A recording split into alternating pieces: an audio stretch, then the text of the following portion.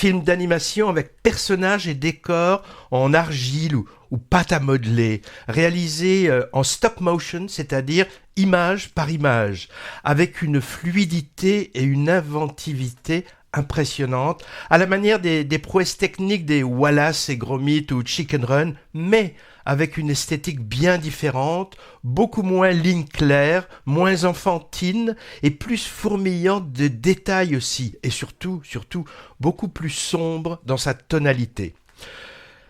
On a la mélancolique Grace Prudel avec ses grands yeux de chien battu et son bec de lièvre pas très bien réparé, qui raconte sa vie. Un triste destin à la Dickens, avec de multiples flashbacks sur les différentes époques de son existence en Australie. C'est pas une escargotte, contrairement à ce que pourrait faire penser le titre, mais elle est passionnée par ces bestioles, elle porte un bonnet de laine fiché de 2 antennes pour y ressembler, en collectionnant aussi tout un fatras d'objets et bibelots sur ce thème qui envahit son univers, et gardant dans un bocal de vrais gastéropodes. Elle trouve aussi refuge dans la littérature, on a droit à plusieurs clins d'œil à des livres connus, et aussi au cinéma. Alors je disais moins enfantin, mais en fait pas enfantin du tout. Si je liste deuil, plusieurs, enfants orphelins séparés et maltraités, harcèlement scolaire, alcoolisme, dépression, secte religieuse, Alzheimer, et pour parfaire le tableau, quelques allusions à la sexualité du genre masturbation en public, échangisme, fétichisme. Je rigole parce que lorsque tu parles de la masturbation en public, il s'agit quand même d'un juge qui se masturbe en public pendant les procès. Homosexualité réprimée. Bon, attention, rien de ce côté n'est montré graphiquement. Tout est suggéré, mais quand même. Vous comprenez que c'est pas du tout un film d'animation pour jeunes enfants. Moi, je dirais à partir du lycée, et encore, si l'ado n'est pas suicidaire, parce que c'est parfois raide. Je m'en suis rendu compte dès le départ, avec un personnage mourant dans un râle d'agonie impressionnant qui m'a scotché, et je me suis dit que j'avais bien fait de pas y m'emmener ma petite fille, ni mon épouse d'ailleurs. Alors, je rassure celles et ceux que cette énumération a pu effrayer, car il y a aussi de la tendresse, de la fantaisie et de l'humour dans tout ça. Je pense par exemple au père français acrobate, à la vieille amie excentrique de Grace, la jubilatoire Pimki, qui joue au ping-pong avec Fidel Castro, ou aux parents adoptifs bien gratinés, les siens et ceux de son frère jumeau adoré, Gilbert, dont elle a été séparée, le drame de sa vie.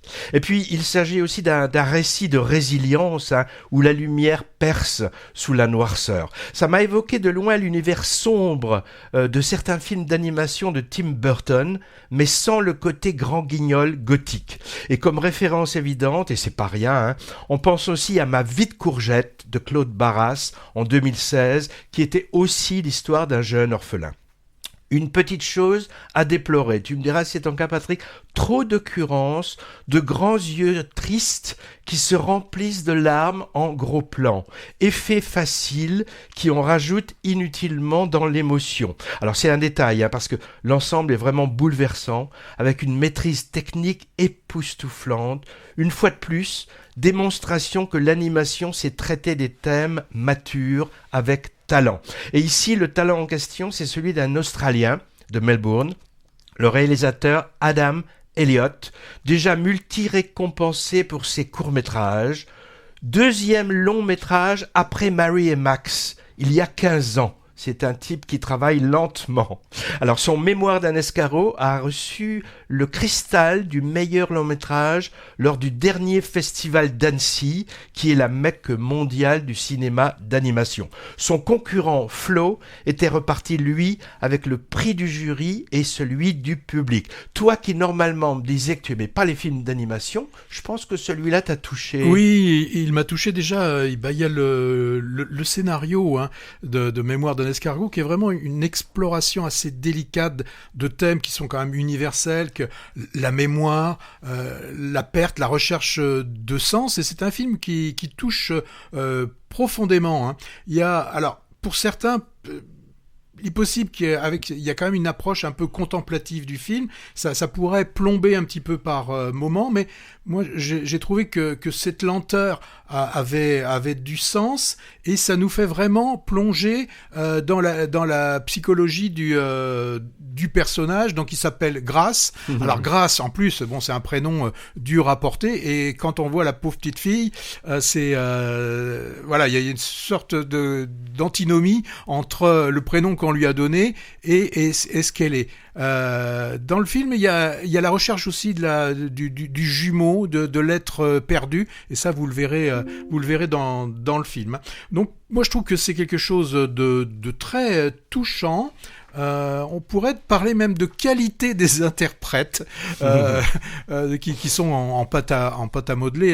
Hervé l'a dit, il y a du stop motion comme Wallace et Gromit. Par moments, j'ai pensé l'univers aussi un peu des films de Genet d'une époque.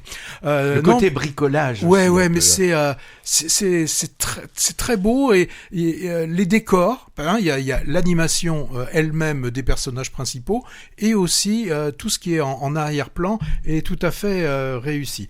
Donc un film que Movies vous conseille, mais surtout n'y amenez pas vos enfants, c'est pas du tout fait pour eux. Voilà ce que l'on pouvait dire sur Mémoire d'un escargot.